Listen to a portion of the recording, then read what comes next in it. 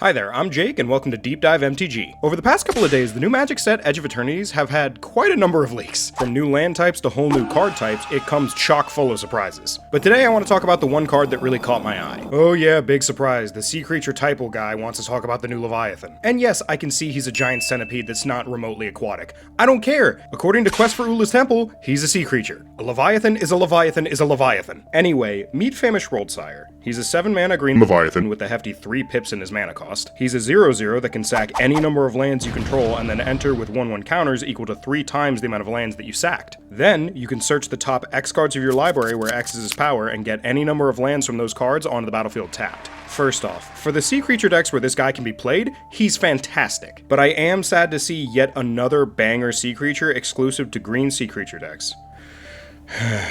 Justice for Runo Stromkirk. Free my boy. Spare change. Spare change, ma'am. However, aside from just the typical Simic and Sultai sea creature decks, the true place that this creature shines is in a deck that has multiple ways to get all those lands back from the graveyard, and has a way to cheat him out without paying the full 7 mana. But who has a deck like that? Hi there. I'm Jacob, and I made over 100 custom Subnautica Magic the Gathering cards for my Glarb Sea Creature Typo Commander deck. Yeah, it's me.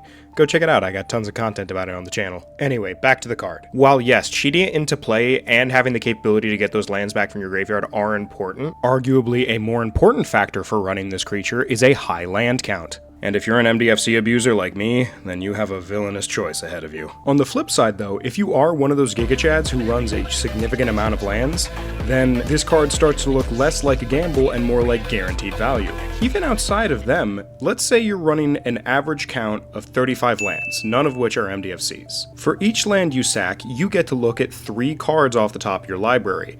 If 1/3 of your deck is made up of lands, then on average you should get back the amount of lands that you sack. But when you account for things like crack lands and the cruel mistress that is variance, then you start to realize nothing is guaranteed. So then, what's the best course of action for how many lands you should sack? My opinion is always keep enough lands that it matches the highest CMC spell in your deck, and then sack any extras you have and see what you get, depending on what your land count is looking like in the deck currently. Once you've sent that beautiful chunk of lands to the graveyard, there's only one more thing to say. Let's go gambling! Once again, I'm Jacob, this is Deep Dive MTG, and if you want to hear me yap more about Magic the Gathering, Subnautica, or pretty much anything else, then subscribe.